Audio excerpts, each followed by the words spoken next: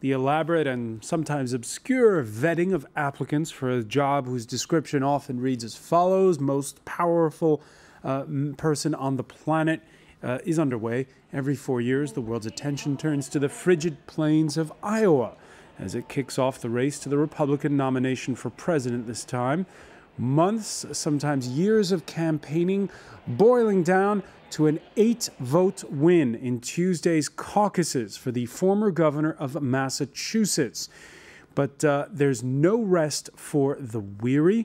We're going to take you from a small Midwest state to a tiny New England state. Along the way, taking the pulse of a Republican Party that seems to be tacking ever further to the right, looking at the issues that could affect us all, and asking which one has indeed the best chances against Barack Obama in the fall. Today in the France 24 debate, the start of an uncertain Republican race for president in the U.S. And with us, Tom McGrath of Republicans Abroad. Hello. Thanks for being with us. Chip Seward of Democrats Abroad. Hello. And from San Francisco, political strategist Bob Wickers, who is a senior advisor to the previous winner of the Iowa caucuses, Mike Huckabee. Thanks for being with us. Now, the France 24 debate, which you can follow on Facebook and on Twitter, where our handle is @FrancoisF24.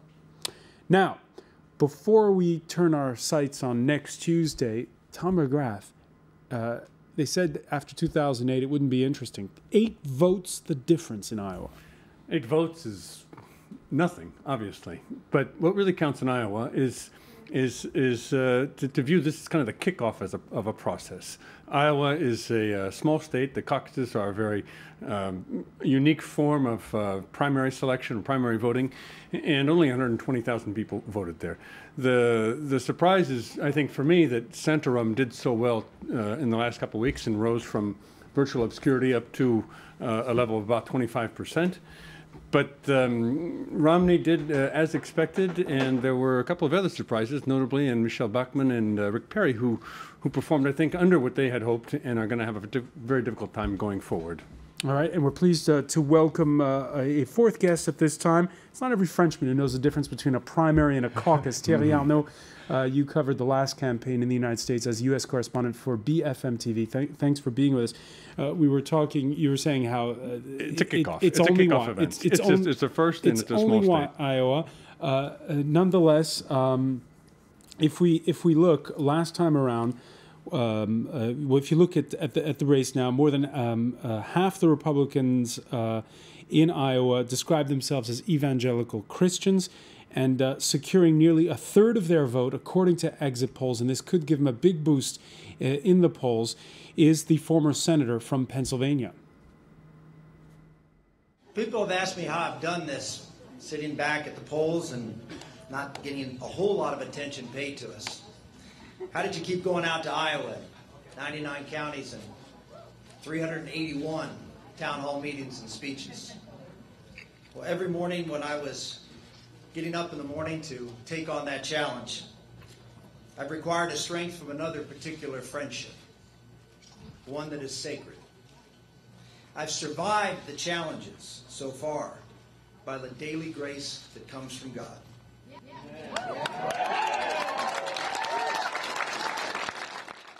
All right, now last time around, Mike Huckabee, an ordained Baptist minister, he wins, those evangelical Christians going his way. Bob Wickers, this time Santorum had to compete with the likes of Rick Perry, Newt Gingrich, Michelle Bachmann. It was a different sort of race this time in Iowa. Yeah, indeed. This time the social conservative vote was dispersed and diffused between those candidates you just mentioned. Last time it was really heads up, Mike Huckabee versus Mitt Romney. And Mike Huckabee in our campaign helped drive out about 60% of the Republican primary. The caucus electorate in Iowa were evangelical Christians or social conservatives, so that's a big chunk. This year, that went to, it was split between a number of candidates to Mitt Romney's benefit. I think coming out of Iowa, this has been just a complete and total success for Mitt Romney's campaign. How so? Well, you've had the two weakest candidates that are not in a very strong position to run a 50-state long primary campaign, Ron Paul and Rick Santorum, their campaigns have been elevated. While the two most dangerous or the biggest threats to Mitt Romney, Rick Perry, the governor of Texas, and Newt Gingrich, a very, obviously a strong national figure, took a very deflating 4th and 5th place. So this puts Mitt Romney in the A position going forward. He has the organization and the resources to run that 50-state campaign, while Ron Paul and Rick Santorum do not. Rick Santorum is going to run into the same problem we ran into 4 years ago with Governor Huckabee. Little funding, little organization nationally, living off the land, essentially. He's going to be dependent upon small donations over the internet. He doesn't have a lot of big, giant, major donors nationally. It's going to be a tough go for him from here on out. All right. Can I register a dissenting voice? I have to defer to both of you because you, after all, are activists in the Republican Party, so you presumably know your party much better than I do, since I've always been on the Democratic side. But just sort of tearing a page out of our playbook and what occurred in 2008, I think I would be a little bit skeptical. And I wouldn't just assume automatically that Romney is a shoo-in as a result of this showing in Iowa. I think that, in fact, the Iowa caucuses, I agree with Tom, that they are unrepresentative. But that's what we Hillary supporters thought back in 2008, and guess what happened to us? The Hillary campaign people completely underestimated the impact of the Iowa caucuses. They underestimated the sophistication of Barack Obama's media campaign in Iowa. And once that initial victory was won, even though she went ahead to win New Hampshire and won most of the primary states, she still didn't get the nomination for a variety of reasons. My point is that I think it's a mistake to underestimate the impact of Iowa, despite its unrepresentativeness. I agree with you on that point. I think that Santorum benefits from the fact that no one going into the vote expected him to do this well, and he sort of came out of nowhere. And he basically put Romney completely on the defensive. An 8-vote margin is absolutely nothing considering all the effort, and Romney was a well-known figure because he ran there 4 years ago. So I think that Santorum has a real opportunity to solidify the conservative base, which is really where the Republican base is, behind him. And I think he's going to find money, just as Obama did, even with small contributions. That was enough to put him over the top. And the question is if he can find it within the coming week, because it's on to New Hampshire now, whose former governor, John Sununu, once said, Iowa picks corn, New Hampshire picks presidents. And we can show you the latest tracking polls. They show Santorum with a lot of catching up to do. Bob Wicker's mentioning the fact that he's short on cash. I want to turn to Thierry Arnaud here. You're a French correspondent. You're in the United States, and you find yourself having to go to two very small states. What did you think of the political process at that point? It was very interesting. Obviously, these are two very different processes. I mean, the caucuses are really something completely from a different world. You can understand the process of a primary, but getting in this small room where you have the supporters of the various candidates who come in, make their point, and then get a couple of votes in, and then they realize that their guy is not going to make it, so they start to switch alliances and discuss with one another, and new groups are forming, and slowly but surely a winner starts to emerge. Is really fascinating. I had a very interesting night in Iowa 4 years ago, and I think the main lesson to me tonight, as far as 2012 is concerned, and I would agree with you completely, is that everything is still up in the air. There's everything to play for.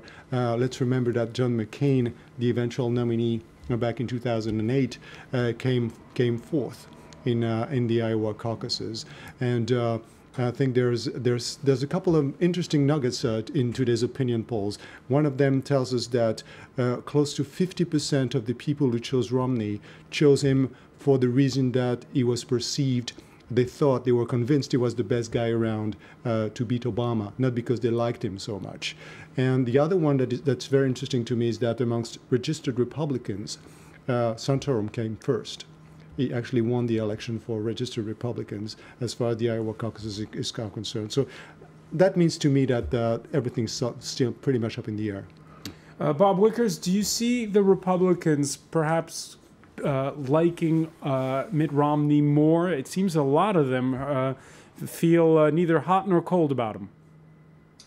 Well, I think what we're going to see here is both on message and strategy and tactics on all three of those levels. You have you're going to go to New Hampshire now, which Mitt Romney should win, and should win with more than 25% of the vote, which was his percentage in Iowa. He'll increase that. Going into South Carolina, you have Newt Gingrich and Rick Santorum, again, two conservative, social conservatives who would appeal to social conservatives, again, are going to do what Mike Huckabee and the other conservatives did in South Carolina for John McCain, which is split that conservative vote. So you can really see where, again, I go back to Romney being in an A position here, rolling up these primaries,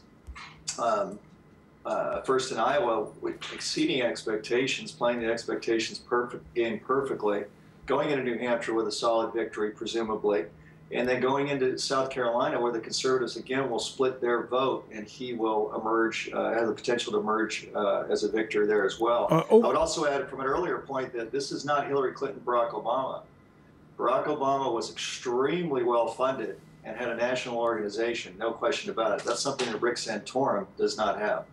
Tom McGrath, overall, when you look at the Republican field, do you feel as though the evangelicals, the ones on the Christian right, are weighing more and more heavily with each presidential campaign? I don't. I've heard that argument for 30 years, and I don't see where we've nominated an extreme candidate. I really don't. What I would note, though, is that the people who are considered in some degree or another the favorite of the Tea Party have not done well, and that would be Rick Perry or Michelle Bachmann. And I don't think the Republicans have gone extreme here. I think Rick Santorum kind of learned a little something from Mike Huckabee's campaign. I think he was elected twice, I think, as senator from Pennsylvania, which is the state which is by and large mostly Democrat. So he can't appeal to independents. He can't appeal to Democrats. He ran a campaign in Iowa that I think was was the only one to run a campaign in Iowa that was very, very oriented toward social issues, family, religion, and he picked up that evangelical vote in Iowa. And Iowa has an unusually high percentage of its Republican caucus participants who are evangelical, religious, very, very right in that sense. More than I think you have to be careful though about Santorum, because I think what one has to remember about Santorum and about Pennsylvania in general is the part of Pennsylvania which tends to be Democratic is the eastern part around Philadelphia and the counties around Philadelphia, not the western part around Pittsburgh, which is where Santorum comes from, which has basically been devastated by globalization and by, which is basically heavy industry steel manufacturing, and places like Bethlehem, which is and the central part of the state, which tends to be much more conservative than the area around Philadelphia. The old saying, Chip, is that Pennsylvania is two cities, Philadelphia and Pittsburgh, and in the middle you've got Alabama. Well, essentially, that's right. Which makes it a bit different from New York, even though upstate New York traditionally has been more conservative and Republican than downstate. But I think that it's not just correct to say that Pennsylvania is a traditionally Democratic state. It's a state, it's a very hard-fought state during the 2000 election, and it wasn't. Again, I hear what our friend in San Francisco is saying about the difference between Hillary and Obama, and I take that point. On the other hand, I would also point out that Hillary was generally expected to do better in places like Pennsylvania because she could appeal to white working class men. She did win Pennsylvania, I think. And she did win Pennsylvania. But to bring it was back, not a foregone conclusion. Yeah. To bring it back to just sort of the overall themes, you mentioned how for you the thread of the evangelicals is not the one that will dominate. There's also the cause of being fiscally conservative. And the one who, I guess you could call him the figurehead for that cause in this campaign, is the libertarian Texas Congressman Ron Paul.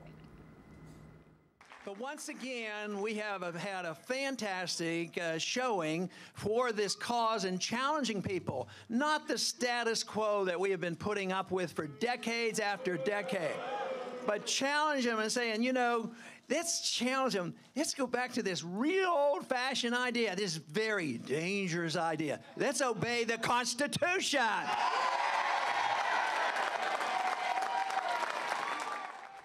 Bob Wickers, for viewers, again, who are not in the United States, what does obeying the Constitution mean, and how literally do candidates take it?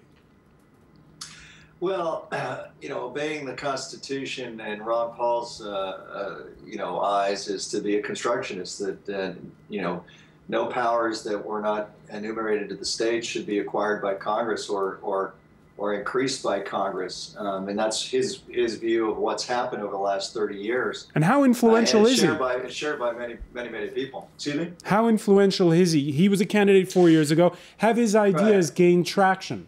Well, here's what he's done so far. He certainly increased. He doubled the number of independents that turned out in the Iowa caucus. That's one thing you can see. I mean, it was about 13 or 14% in 2008, and it doubled last night. So he did drive out some independents, many of them actually, and he will attract some of those independents in New Hampshire as well. His issue, however, is there's a real limit to the number of libertarian Republicans and kind of anti-war activists within these closed primaries. We're going to now be heading into what are called closed primaries, where only registered Republicans are allowed to participate. So there's a real limit now. His pool of potential voters begins to contract as we move forward to the rest of the states. Whereas conservatives and social conservatives and fiscal conservatives in closed primaries, that pool gets much larger. So Ron Paul's pool from which to fish out his voters is getting smaller as we go on. So that's his challenge. All right, and at the start of 2011, we talked about the Tea Party a moment ago. Certainly. They were the ones that were grabbing a lot of headlines. At the end of 2011, from the U.S., everybody was watching Occupy Wall Street, where protesters were chanting, "We are the 99%." How do Republicans stand regarding Occupy Wall Street? Are they for or against it? I think they're not overly impressed with Occupy Wall Street. Occupy Wall Street basically asking the Democrats to get a mulligan, to take another shot at it. They had full reign over Washington in 2009 and 2010. White House, House of Representatives, the Senate, totally in control of Democrats, and they're very disappointed with the result. And they want to go back and have another shot at expanding the government again, raising taxes everywhere, and trying to expand government spending again. Basically, I think Republicans have said, you had your shot, you blew it, and this is amusing, but it's really kind of fizzled out over the last few weeks. I think that Tom is misinterpreting what's occurring.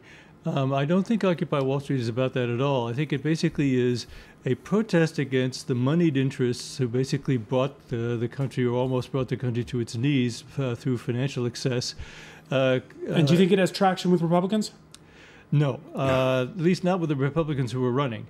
Maybe with some of the Republicans who may eventually vote. But I think that basically what we had during the Bush and Reagan administrations was a series of administrations that basically didn't believe in regulation and allowed the financial markets to run wild and ride roughshod over average Americans and basically bring on what became the subprime crisis. I'm going to have to interrupt you because we're going to have to go to a break. We'll come back, though, with more on what the Republicans stand for in this race in the France 24 debate.